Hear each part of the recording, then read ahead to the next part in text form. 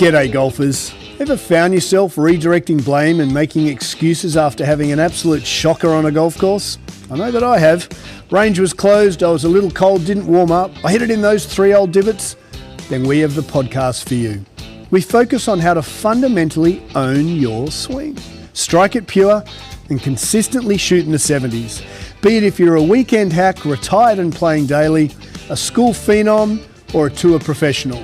We present and discuss facts and physics pertaining to golf, trying to keep our ego and opinion at bay.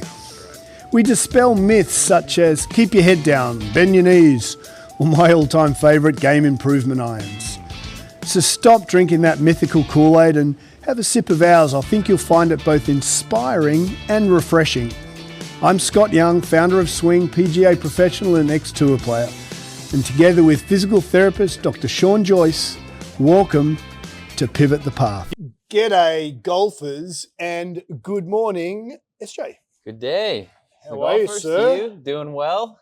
I heard you had an eventful ride in this morning. We had an interesting ride in. Yes, so it's UN, it's the 79th General Assembly of the UN. Yeah. And so instead of coming down the East River, the FDR, we got to hop over and come down the west side and then come in through the city. So we were in through, I mean, it never gets old, right? So at 5 a.m, we're in through 42nd Street. We're actually on 46th.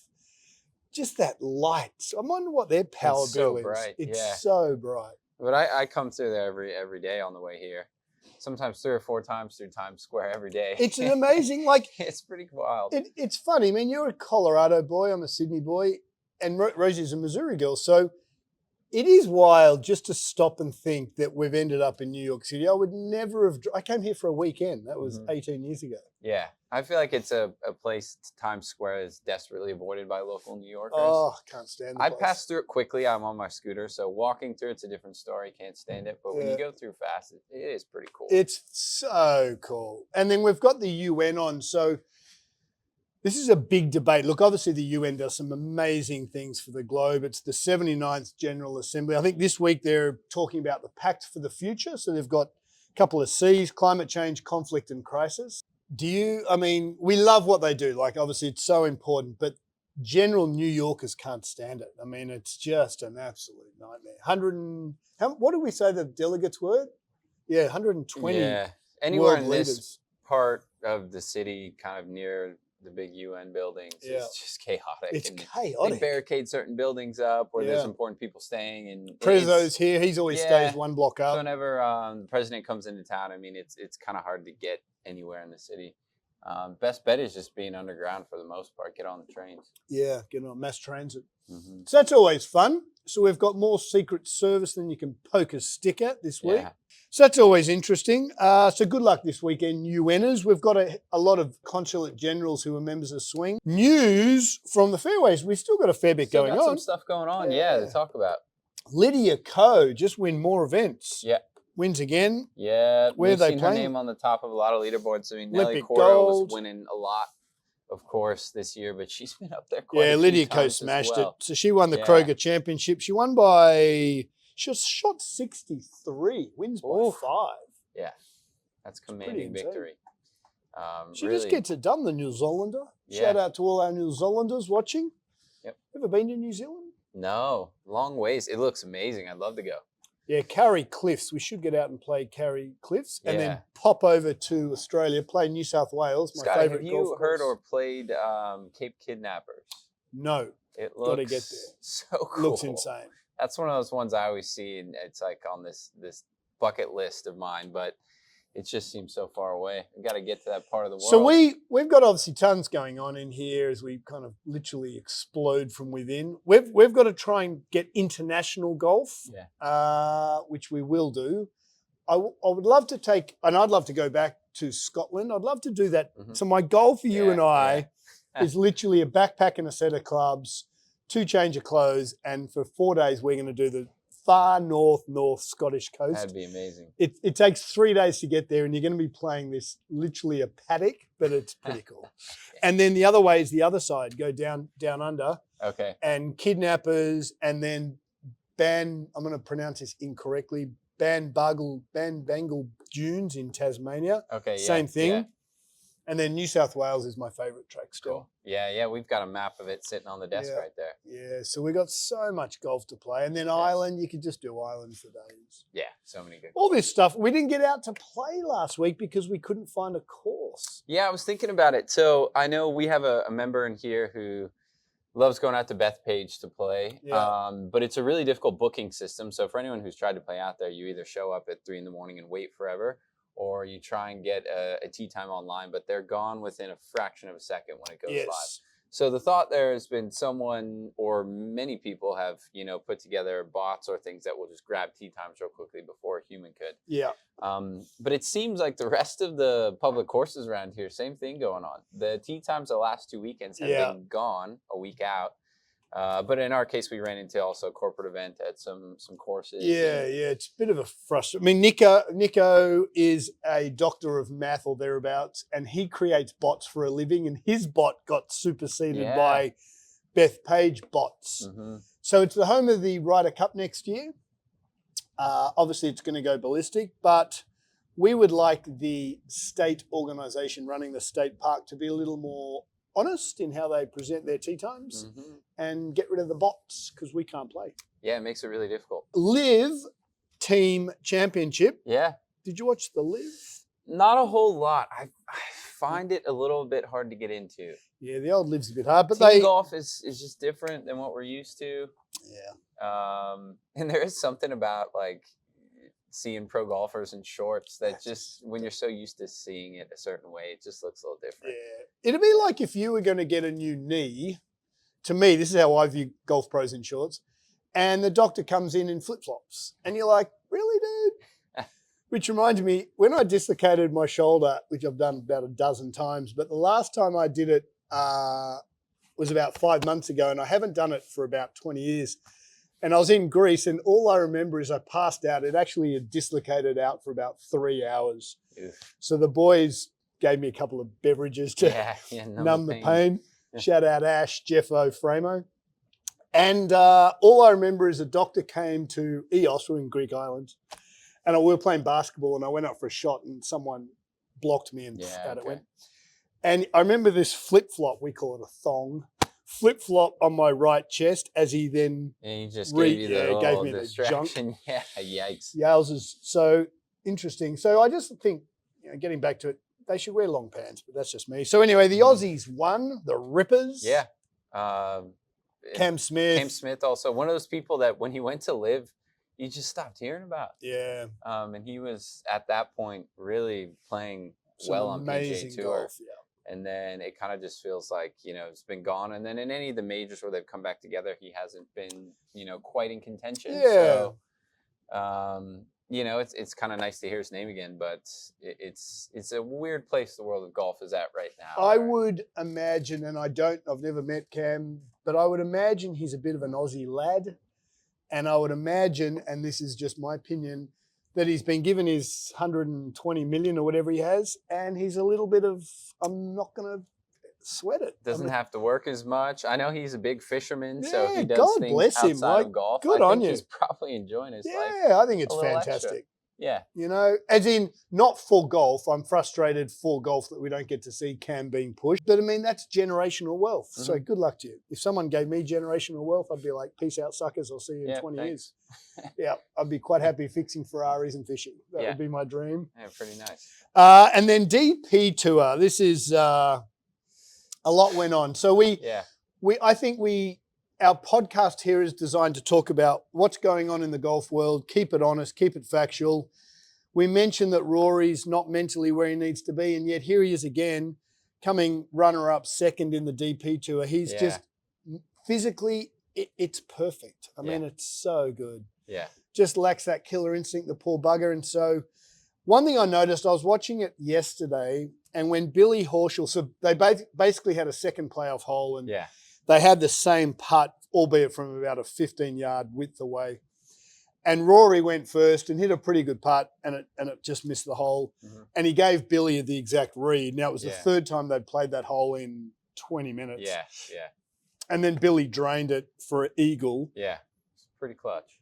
when Billy hauled it, he kind of looked at Rory as if to say, I'm Almost so like sorry. He felt bad. He felt, yeah. So I think the golf industry realised how much of a mental pit Rory's in. And here's a guy who you just look at Billy's face. And I must admit, I'm happy to eat humble pie here. I thought Billy wasn't mentally strong enough about a year ago, but he's obviously been working really hard. Yeah, and power to him. He's had some wins. He's had some wins. So poor old Rory. Hopefully, wins it. A couple more events, and then hopefully he can just get away from it. Yeah, give him a little bit of time off. Physically, it's so good. Yeah, it's amazing. Amazing. So he ripped it. And then we've had an interesting week in here. How's your week? Pretty good. So, I mean, our weeks are a little strange right now just because there's some construction going on in the building. So Mondays are a little off kilter. But, this is a great time of year. I find people start to think about when they're in the middle of the summer, some people are a little scared to make changes or start working on their body because they're worried it's going to throw off their swing. What do you honestly think about that? If I've got the USAM or I'm playing my club championships in 6 weeks, what do you think your level of precision with movement improvement, what do you think that does to someone? Do you think there's justification not to work on your body during? No, to be honest, no. So I don't know if anyone here listening, they probably will agree with this. Your swing doesn't change that drastically, that quickly, I feel like, especially on course. You kind of blend changes in, and it takes some time to really make 100%. the bigger looking changes. So when you start working on your body, it's the same thing. It bleeds in little by little, and you have to start with one place and then build up from there. So it's not like you spend an hour working on it and then all of a sudden you have a brand new body and a brand new swing, and then you don't know how to play it on course. It's much smaller, more subtle changes. But as you keep making those and stacking one on top of the other, then in a longer term span, you start to really see and feel a difference. I love a comment. I can't remember who coined this, but the change you seek is in the work you're avoiding. I just love that slogan. We kind of use that pretty heavily in here. And so I totally agree with you. I think people just don't want to change. They're just stubborn. And so what we're doing in here is really looking at how people move. And no better as example is so getting back to our nephew who Rosie and I kind of help raise. So he's kind of part of our inner family as well, not more than a nephew, he's like a second son. And Dawson's down in the National Guard. He's on the border patrol and he's as strong as a bull. And he's just got into jiu-jitsu. Yeah. And so he stayed with us last week. He's on four-day respite from the border. And so he's back down at the border, and he's got some pretty serious plantar fasciitis because he started running a lot more. He works nights. He works 10, 12-hour shifts watching the border. And the migration issue is just insane. So he's getting people left, right, and center. But he started to run as a bit of a stress relief. And he's now doing 40 miles a week. He's a blue belt in jiu-jitsu, and that all equals plantar fasciitis for him. So I rang SJ and SOS and said, hey, poor young lad can't walk. Yeah. And the traditional route is, you got to stretch the calf and use the pro stretch. And that's how I've been brought up, that we must stretch. And then you went, well, have a look at from this angle. Yeah, so we just took a really quick look at things. He mentioned the outside of his feet hurt when he runs. So immediately I'm thinking, all right, there's probably going to be stuff from his hips trickling all the way down. And if you think of just your body, like your two primary centers of rotation are going to be your hips and your thoracic spine. Okay. Now, if you lack rotation in one of the areas that should rotate, you're going to see somewhere else, up or down the river, start to compensate typically. And I sent SJ a video of Dawson walking, and his feet are literally dead flat. We'll post it. Yeah. So his was interesting because, and we'll just start at the hips there. So we take a look at his hips. He's very anterior tilted. He really likes. Which means? So hips, if we're thinking bucket of water here, spilling the water out the front. All the time. Yeah, he lives there. Yeah. And then his upper legs, so femurs, are very biased into external rotation. So kind of like if you're looking at your legs here and they flare out to the side. Okay. Now his shins get pulled with that external rotation. So as he's lying on a bed, his feet flop out externally. Yeah, right? Big time. So we had him just lay flat, relax his legs, and they were crazy. Go way out to the side. And his right was a lot more than his left.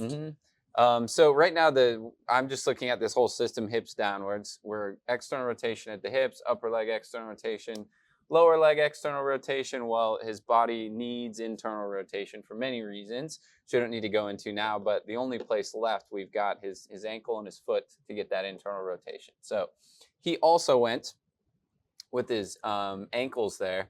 They flare inwards big time. And then his forefoot does the opposite and completely rolls over. So his whole leg is twisted one direction, and then right at the last segment, his feet, he rolls inwards big time. And that's where we're seeing the flat feet. Why? So again, his top bone out, middle bone out, ankle out, feet in to flatten. Now, why would his external rotation in his tibias and femurs, why would that occur? That is a hip position thing entirely. So when he lives in that anterior tilt, he stops being able to access internal rotation.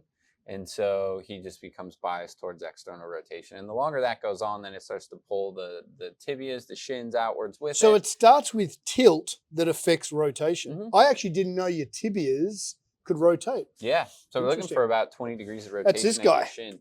Yeah, shin bone. Shin bone. Isn't there a song, your shin bone's connected to you? Something like that, yeah. So his was really interesting because it's just, to me, I just look at it as a counterbalance. So you need internal, external rotation. Your body needs to move in and out of all positions to feel and move well.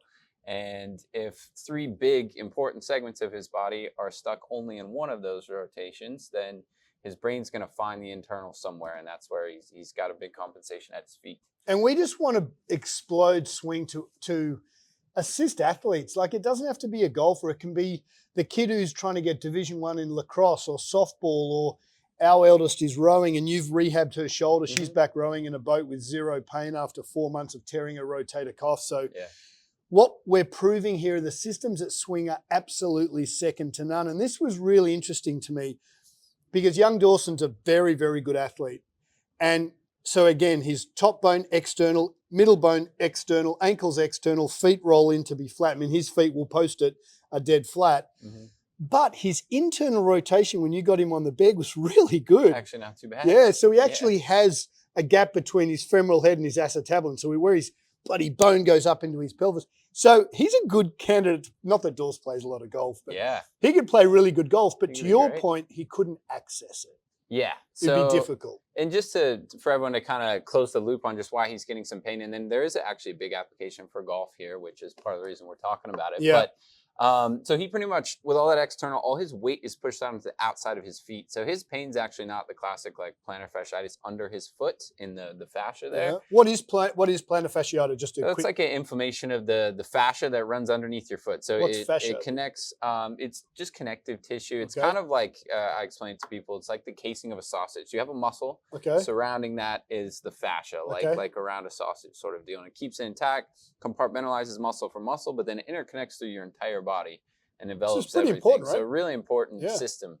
But for him anyways, it wasn't more the plantar fascia, the bottom surface, the sole of his foot, it was the outer edge. And because of all that external rotation, his weight is on the outsides of his feet. And so when he's running 40 miles a week, he's just hammering a joint. So he's hitting the outside of his feet, striking the outside of his feet. And then staying there. He never transfers his weight to the inside of his feet, which offloads that 5th metatarsal. That's where a lot of people get stress fractures. It's called a Jones fracture. He's putting undue pressure on that joint and that bone. So as I whip my little shoe off here, so what should happen? The foot should strike. When he's striking, we're imagining here Dawson running. He's going to strike with his heel first, and he's already in that external rotation bias, but you should land on your outer heel. Now, when your foot comes down onto the ground, you need to transfer that weight inwards, get it onto the ball of your foot on the inside, and then really push off the big toe. Whereas he strikes on the outside and lives on the outside. And he stays there, yep. That's basically his foot. So if he keeps running that way, he's putting a lot of stress on that 5th metatarsal, the outside of your foot. I wouldn't recommend he keeps doing it. Yeah. So what we're doing here is just, I love what you do, mate. And I'm really proud where our paths crossed, because the traditional method is, let's look at his foot. It's something to do with his foot. But I sat back and just videoed the whole thing. We'll upload a lot of it with Dawson's permission. We'll have to get you to sign a waiver there, Dawson. Mate, thank you. And what's your prognosis? It's going to take some time, right? This isn't going to happen overnight. Yeah. So I gave him a couple of things to address more lower legs so that at least he can keep running and manage the symptoms, hopefully not get injured.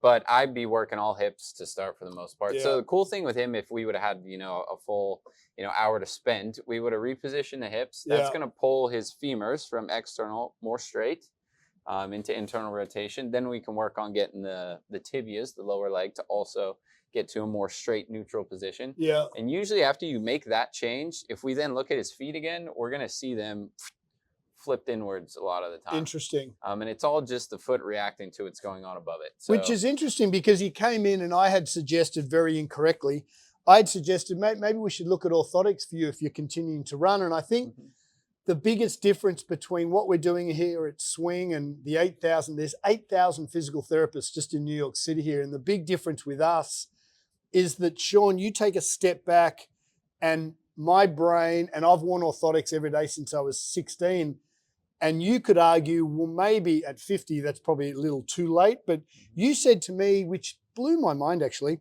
we can teach his arch to actually create and increase the arch of the foot by the position of the hips. You can actually increase the little arch under his foot. Yeah, you can change foot posture. How would we do that? How would his foot actually change and increase the arch? Well, you change the whole system. So this is where when we get on this, okay, are orthotics good or bad?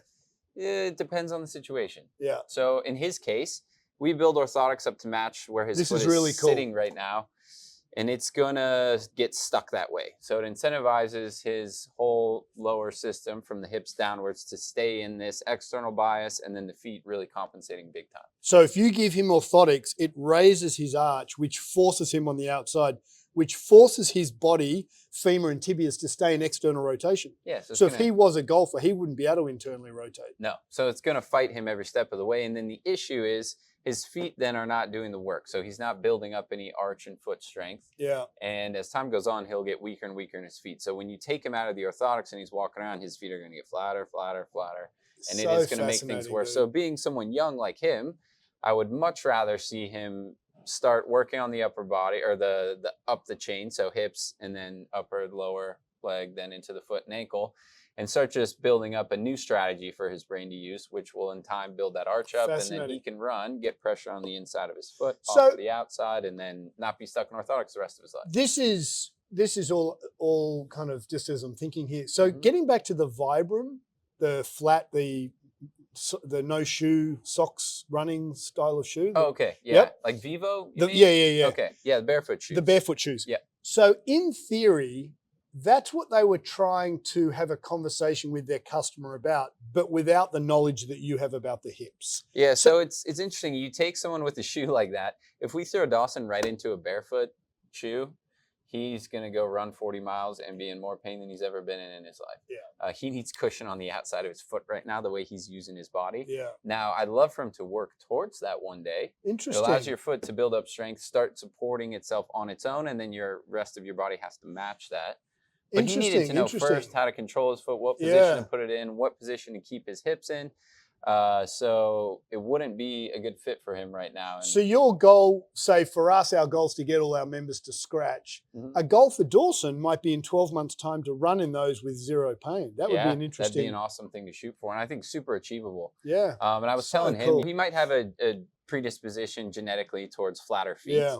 If it runs in the family, but it doesn't mean they have to keep getting worse his entire life. You can so absolutely influence that stuff. So fascinating. But back to tying this into golf a little bit, which I find this really fascinating. But if you think of when you do anything athletic, the only thing touching the ground where you can use ground force reactions and generate any sort of torque is your feet. So if they're in the wrong position, it's really hard to, especially with golf, create those ground forces to create rotation and some power.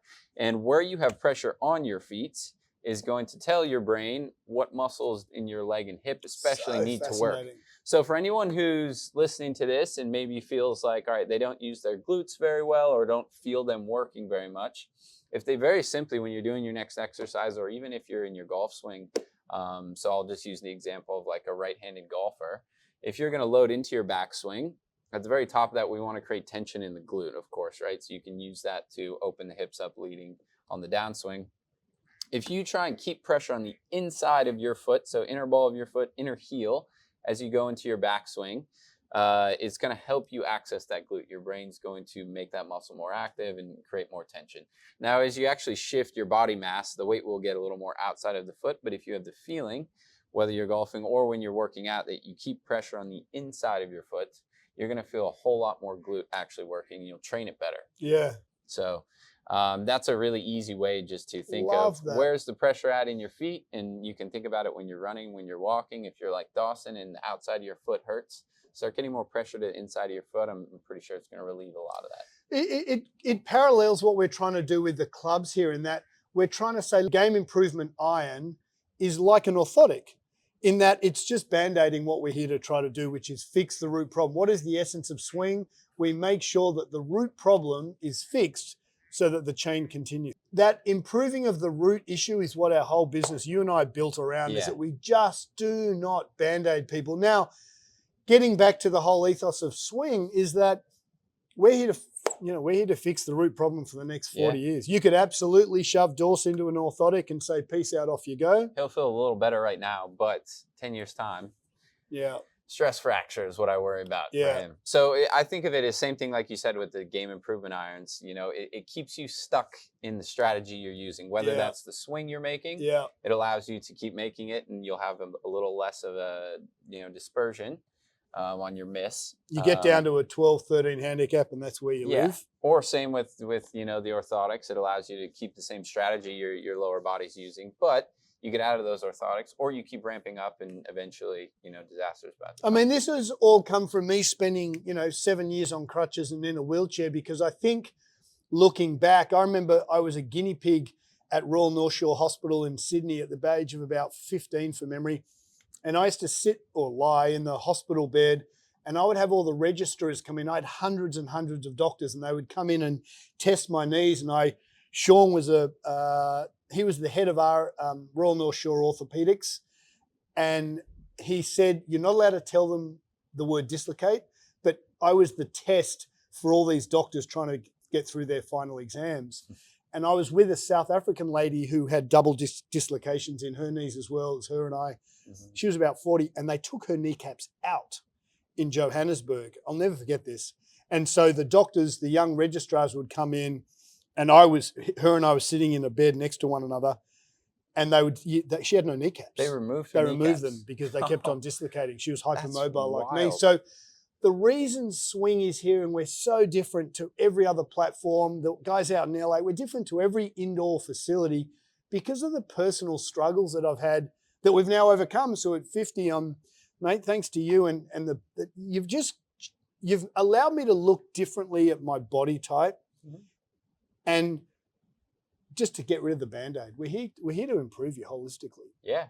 And I think what we're doing here is absolutely groundbreaking, and I'm really proud of it. And biomechanics is a word that's thrown around all too easily, but what you did with Dawson on Friday was absolutely phenomenal. Now, he's got to, bugger lugs down in Texas, you've got to do your exercises.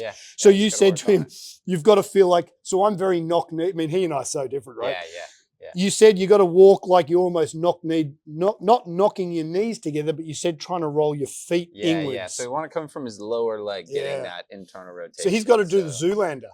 Yeah, a little bit. He's got to practice his Zoolander. So bugger lugs, when you're on the border, I want you to be Zoolander too. Yeah, exactly. Gets pressure on the inside of the feet. Really good, mate. Really good. I was blown away. So listen, beauty golfers, thanks for listening. Today was pretty intense, but it really is fixing the whole macro problem of 30, 40, 50 years of sound golf. So remember, you can absolutely own your swing with the work you can put into your game. You can own your body too. Of course. If anyone's very quick to throw you into orthotics, ask a few questions. Why first? See if they have any real reasoning for it, and make your decision based off that. And if you're in New York City, don't go anywhere near the east side. Right now, avoid it at all costs. All right. See you next week. See ya.